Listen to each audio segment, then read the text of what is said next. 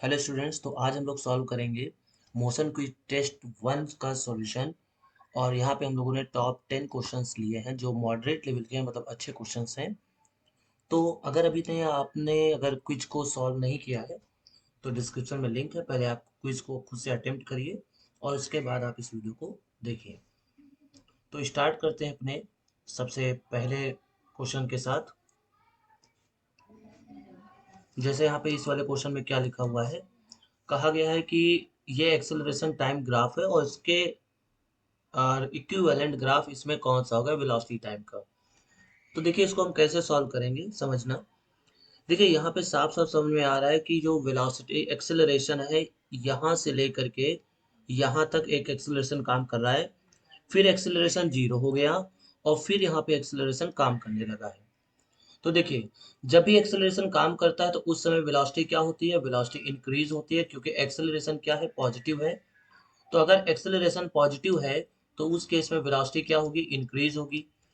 अब ये वाला ग्राफ भी बता रहा है वेलोसिटी इंक्रीज होगी, ये वाला भी ग्राफ बता रहा है वेलोसिटी इंक्रीज होगी, और ये दोनों ग्राफ नहीं बता रहे हैं।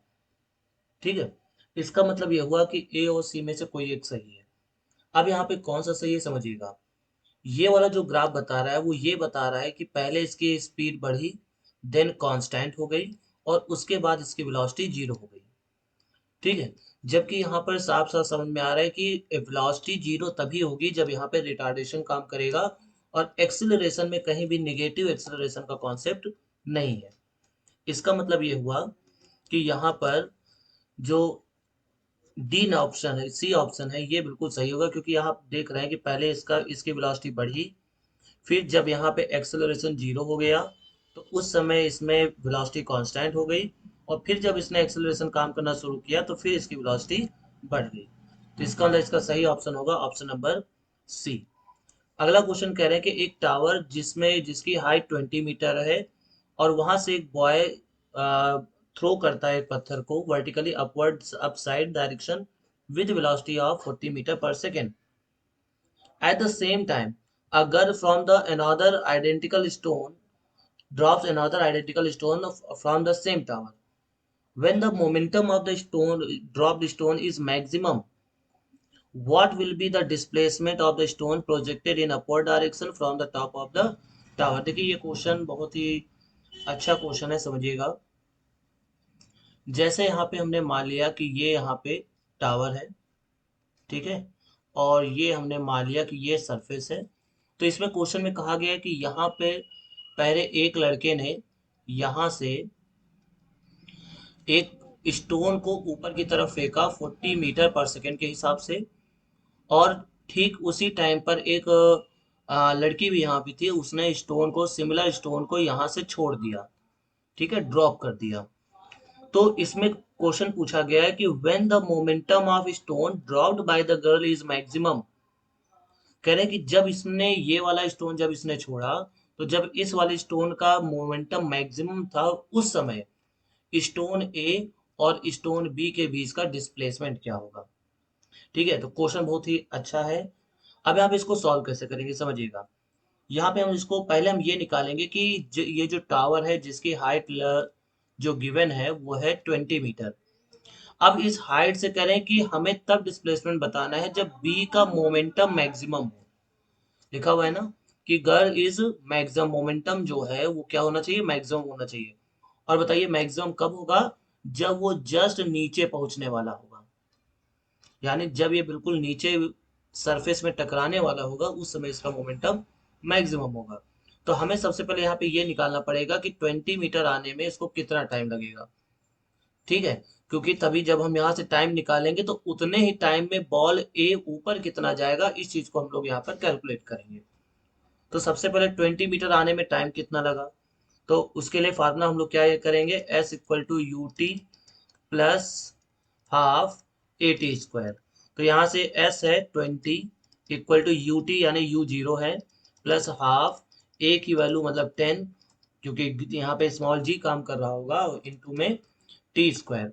तो बताइए यहाँ से ये कैंसिल आउट 5 टाइम्स, और 5 से ये कैंसिल आउट 4 टाइम्स, यानी टी इक्वल टू कितना आ गया, 2 सेकेंड।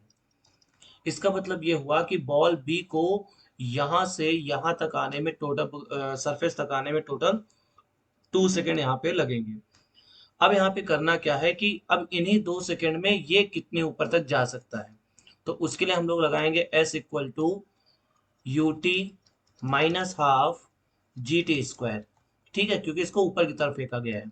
तो u अभी कितना है 40 इंटू टू माइनस 1/2, जी की वैल्यू 10 इंटू टू का स्क्वायर। तो यहाँ से कितना आ जाएगा 80 माइनस 20, दैट मीन्स कितना आ गया 60 मीटर। इसका मतलब ये हुआ कि यहाँ से जो ये बॉल ए है ये यहाँ से 60 मीटर ऊपर जाएगा 2 सेकंड में। अब बताइए 60 मीटर ये ऊपर गया, और और इसमें देखिए पूछा गया what will be the displacement of stone projected in the upward direction from the top of the tower. तो देखिए यही हो गया इसका आंसर। यहाँ पे इन्होंने क्या पूछा गया what will be the displacement of the stone projected in the upward direction from the top of a tower, यानी जितनी दूर ऊपर गया वहां से टावर के टॉप की डिस्प्लेसमेंट क्या है, तो वो है 60 मीटर।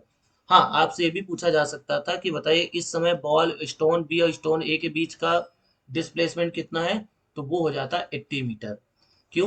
क्योंकि 60 मीटर ये ऊपर गया है और 20 मीटर इसकी हाइट है।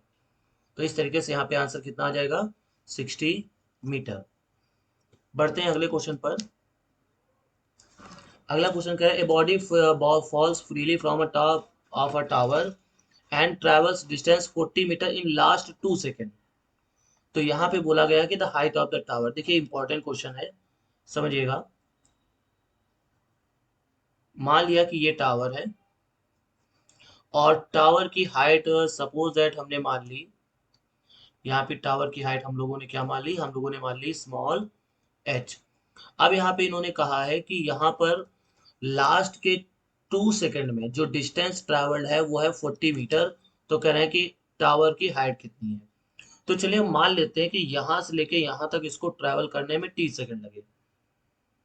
तो इसका मतलब ये हुआ कि t सेकंड में जो टोटल चली गई जो है हाइट होगी वो होगी h। ठीक है, तो हम लोग और यहाँ पे सोचिए t-2 सेकंड में कितना चला होगा, लास्ट के 2 सेकंड। तो लास्ट के 2 सेकंड का मतलब ये हुआ कि t सेकंड में चली गई दूरी, ठीक है, और t-2 सेकंड में चली गई दूरी। जब इनको माइनस कर देंगे तो यहाँ से आ जाएगा h की वैल्यू। कह रहे हैं ना लास्ट के 2 सेकंड में, तो लास्ट के 2 सेकंड मतलब सपोज दैट मान लो अगर यहाँ पर 10 सेकंड में पहुंचता है तो आखिरी के 2 सेकंड में कितना चलेगा, तो आखिरी के 2 सेकंड में चलेगा 10 सेकंड में कितना चला और 8 सेकंड में कितना चला। इन दोनों को माइनस कर देंगे तो बताइए यहाँ पे हमें मिल जाएगा। तो यहाँ पे सबसे पहले हम लोग करेंगे यही कि सबसे पहले h हम लोग निकालेंगे t सेकंड में। तो यहाँ पे क्या आ जाएगा U T plus half G T square. और जब हम बाद में h डैश निकालेंगे जो कि होगा t-2 सेकंड के लिए, तो ये आ जाएगा U T minus two plus half G t-2 का स्क्वायर। तो देखिए यहाँ पे करना हमें क्या है कि इन दोनों को हमें यहाँ पर माइनस कर देना है। माइनस का मतलब यहाँ पे गिवन है, क्या गिवन है कि h माइनस एच डैश जो है वो दिया हुआ है 40 मीटर, क्योंकि ये बोल रहे थे लास्ट के 2 सेकंड में, लास्ट का 2 सेकंड का दिया हुआ था। तो अब हम लोग यहाँ पे करेंगे क्या कि h माइनस दिस करेंगे। तो बताइए यहाँ से पहले तो हम यहाँ पे फर्स्ट टर्म लिख लेते हैं, मतलब you T plus half G T square, और इसमें से माइनस करेंगे। जब हम इसको माइनस करेंगे अंदर तो ये आ जाएगा क्या, अब देखिए यहाँ पे जो इसको ड्रॉप किया जा रहा है, समझिएगा ध्यान से, इसको ड्रॉप किया जा रहा है तो u तो 0 हो जाएगा। इसका मतलब ये वाला टर्म तो कैंसिल आउट हो गया। तो बचा क्या, हाफ जी टी स्क्वायर और माइनस का हाफ जी इंटू t-2 का स्क्वायर। तो देखिए यहाँ से हाफ जी कॉमन आ जाएगा और ब्रैकेट में बचेगा टी स्क्वायर माइनस t-2 का स्क्वायर। और ये किसके बराबर होगा, तो ये होगा 40 के बराबर। तो बताइए यहाँ से कैंसिल आउट करेंगे तो क्या आ जाएगा, टी स्क्वायर माइनस t-2 का होल स्क्वायर इक्वल टू जी की वैल्यू यहाँ पे हम कितनी रखेंगे 10। तो अगर 10 रखेंगे तो 10/2 दैट इज 5। और 5 से ये कितनी बार चला जाएगा, ये 8 टाइम्स चला जाएगा, तो यहाँ से आ जाएगा 8। अब इसको हम लोग एक्सपेंड करेंगे तो टी स्क्वायर तो रहेगा ही, और यहाँ पे जब हम लोग एक्सपेंड करेंगे तो ए स्क्वायर प्लस बी स्क्वायर और -2ab करेंगे तो यहाँ से प्लस का 4t हो जाएगा इक्वल टू 8। इससे ये कैंसिल आउट, तो 4t equal to 12, then t equal to 3 second. इसका मतलब ये हुआ कि ये जो बॉल है ये 3 सेकंड में नीचे आ गया है, 3 सेकंड में नीचे आ चुका है। तो अब 3 सेकंड में नीचे आ गया है तो फिर इसकी हाइट क्या हो जाएगी, हम सिंपली रख देंगे फार्मूले में h equal to U T plus half A T square, यानी g into T square that is 9। तो इससे ये कैंसिल ऑफ 5 टाइम्स और फाइनली कितना आ गया 45 मीटर, यानी इस टावर की जो हाइट है वो है 45 मीटर। यहाँ पे जो मेन कॉन्सेप्ट ये था कि जो उन्होंने लास्ट के 2 सेकंड की बात की थी, तो हमने मान लिया टी सेकंड में गया, तो लास्ट के 2 सेकंड की डिस्टेंस कैसे निकलेंगी, टी सेकंड में वो कितना चला और टी -2 सेकंड में कितना चला वो हम माइनस कर देंगे, तो यहाँ से हमें इसकी जो ये डिस्टेंस है वो मिल जाएगी।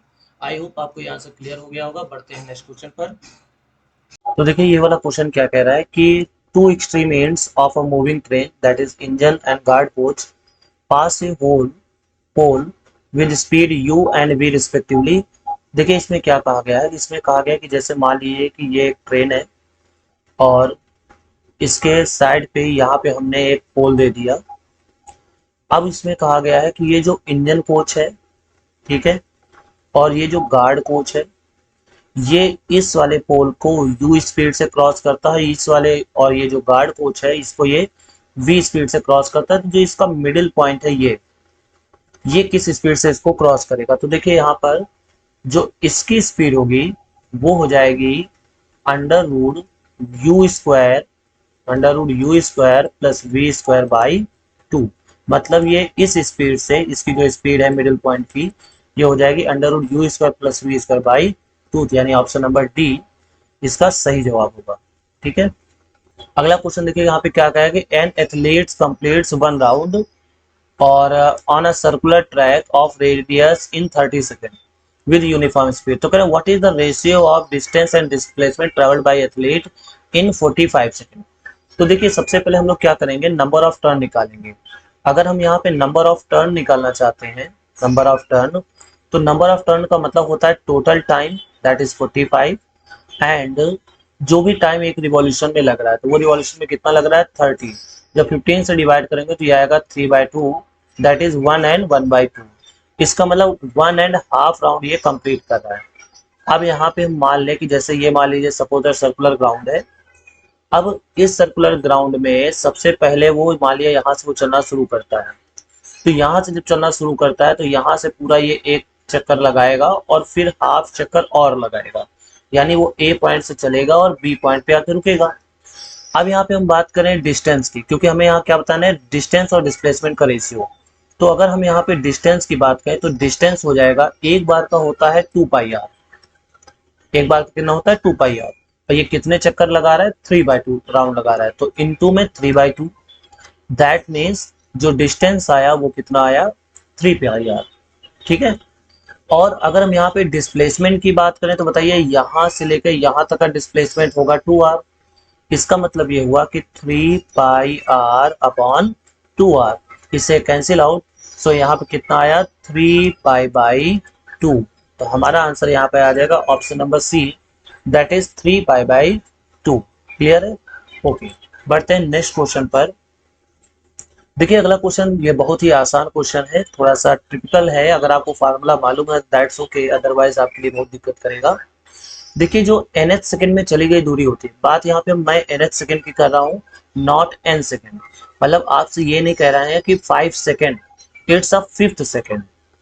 तो 5th सेकंड यानी nth सेकंड में जो चली गई दूरी होती है उसके लिए फार्मूला होता है u plus half a 2t-1। और आपने एक नियम पढ़ा होगा Galileo law of odd numbers. Galileo और लॉ ऑफ ऑड नंबर्स क्या कहता है कि अगर सपोज दैट मान लिया कोई बॉडी है जो फ्रीली यहाँ पे ऐसे गिर रही है, तो उस केस में जो इसका जो डिस्टेंस होगा first second, second second, third second, fourth second में जो डिस्टेंस कवरिंग होगी वो ऑड नंबर के रेशियो में होगा, यानी 1:3, :5, :7, :9, :11 एंड सो ऑन। मतलब पहले सेकंड, दूसरे सेकंड, तीसरे सेकंड, चौथे सेकंड, पांचवें सेकंड, मतलब third second, fourth second, fifth second, sixth second and so on. तो इन्होंने यहाँ किसकी बात पे बोली है, यहाँ पे बोली है second, third and fifth second. तो इसका मतलब second, third and fifth second. That means हमारा आंसर होगा option number B, 3:5:9। Is that clear? तो ये लॉ ऑफ जो गैलीलियो ऑड नंबर्स वाला है, इससे आप इसको हम सॉल्व कर लेंगे। बढ़ते हैं अगले क्वेश्चन पर, जहां पे इसमें कहा गया है कि एक लॉन्ग ट्रेन है जो कि 100 मीटर लॉन्ग है और constant speed 90 kilometre per hour से किसी टनल को क्रॉस करती है जो 300 मीटर लॉन्ग है। तो कह रहे हैं उसको कितना टाइम लगेगा। देखिए, जब कभी भी सपोज दैट हम यहाँ पे मान के चल रहे हैं कि ये टनल है, या हम मान लेते हैं ये ट्रेन है, ठीक है, ये ट्रेन है, और let's say and this is tunnel, ठीक है, दिस इज टनल। तो देखिए, जब यहाँ से ट्रेन मूव करेगी, ठीक है, अब यहाँ पे जैसे हम इस ट्रेन को मान ली, सपोज ये ट्रेन है और इसको मूव कराएंगे, तो जब ये इसके अंदर पूरी तरीके से चली जाएगी, ये देखिए ये अपनी लंबाई के बराबर चल चुकी है, बट यहाँ पे अभी इसने क्रॉस नहीं किया। अभी इसको पूरी तरह क्रॉस करने के लिए इस वाले एंड को यहाँ पर आना पड़ेगा, ठीक है। इसका मतलब ये हुआ कि यहाँ पर ये जो है, जब ये पूरा यहाँ से क्रॉस कर जाएगा, यानी ये एंड यहाँ पे आ जाएगा, तो उस केस में हम मानेंगे कि ये पूरी तरह क्रॉस कर चुका है। इसका मतलब ये हुआ कि इसको टोटल जो डिस्टेंस कवर करनी पड़ेगी, क्योंकि टाइम इक्वल टू क्या होता है, टाइम इक्वल टू होता है डिस्टेंस अपॉन स्पीड, ठीक है, डिस्टेंस अपॉन स्पीड। अब यहाँ पे डिस्टेंस में हम क्या लिखेंगे, डिस्टेंस में लिखेंगे 100 प्लस 300। क्यों? क्योंकि यहाँ पर ट्रेन को अपनी लंबाई और टनल की लंबाई दोनों के बराबर यहाँ पर चलना पड़ेगा। तो 100 प्लस 300 और अपॉन में 90 किलोमीटर पर आवर को जब हम मीटर पर सेकंड में बदलेंगे, तो उसके लिए हम लोग 5/18 से मल्टीप्लाई करेंगे। तो यहाँ से कितना आ जाएगा, 25 मीटर पर सेकेंड। तो यहाँ से आ जाएगा 25, दैट मीन्स 400 अपॉन 25, और जब हम लोग डिवाइड करेंगे तो ये आ जाएगा 16 सेकेंड। तो इसका ऑप्शन हो जाएगा ऑप्शन नंबर ए, 16 सेकेंड। अब देखिए अगला क्वेश्चन यहाँ पर है कि two ends of the train. ये बिल्कुल वैसा ही क्वेश्चन जैसे भी इससे पहले मैंने बताया था, जिसमें गार्ड कोच और इंजन कोच की बात हो रही थी। तो कह रहे हैं कि जो गार्ड कोच और इंजन कोच है, ये 6 किलोमीटर पर आवर और 8 किलोमीटर पर आवर की स्पीड से चलते हैं। तो कह रहे हैं कि मिडिल पॉइंट की स्पीड क्या होगी उस सेम पॉइंट को क्रॉस करते टाइम। तो देखिए इसके लिए होगा क्या, हमने फार्मूला बताया था कि मिडिल पॉइंट का जो स्पीड होती है वो होती है U square plus V square by 2। अब वैसे भी आप यहाँ पे समझ सकते हैं कि जब इसकी स्पीड जो गार्ड कोच की है वो 8 किलोमीटर पर आवर है, मतलब जो स्पीड है मिडिल पॉइंट की वो 8 से ज्यादा तो हो ही नहीं सकती। इसका मतलब ये भी कैंसिल हो गया और ये भी कैंसिल हो गया। उसके बाद 6 किलोमीटर पर आवर, जब इंजन कोच की जो स्पीड 6 किलोमीटर पर आवर है, तो ये भी नहीं हो सकता। इसका मतलब ऑप्शन क्या हो जाएगा, ऑप्शन नंबर सी हो जाएगा, ठीक, क्योंकि ये यूनिफॉर्म एक्सेलरेटेड है। बाकी तो हम यहाँ पे सॉल्व कर लेंगे। यहाँ पे कितना आएगा, 6 का स्क्वायर प्लस 8 का स्क्वायर बाई 2। तो यहाँ से आ जाएगा 36 प्लस 100 बाई 64 तो यहाँ से आ जाएगा under root 100/2, that is under root 50, और अंडर रूट 50 का मतलब हो गया 5√2 किलोमीटर पर आवर। तो ये हमारा सी ऑप्शन इसका सही जवाब हो जाएगा। अब अगले क्वेश्चन पे बढ़ते हैं। लिखा हुआ है कि for a moving particle what does decrease in displacement with time mean. ठीक है, decrease in displacement, decrease in displacement का मतलब ये हुआ कि पहले पार्टिकल दूसरी डायरेक्शन में जा रहा था, उसके बाद कुछ टाइम के बाद वो वापस रिवर्स डायरेक्शन में आने लगा, तो उस केस में क्या होगा, डिस्प्लेसमेंट डिक्रीज होने लगेगा। तो यहाँ पे लिखा हुआ है कि particle is moving toward it's initial position, the acceleration, देखिए यहाँ बिल्कुल सही है। बाकी the acceleration of the particle approaching zero बिल्कुल गलत है। The particle is moving with uniform speed बिल्कुल गलत है।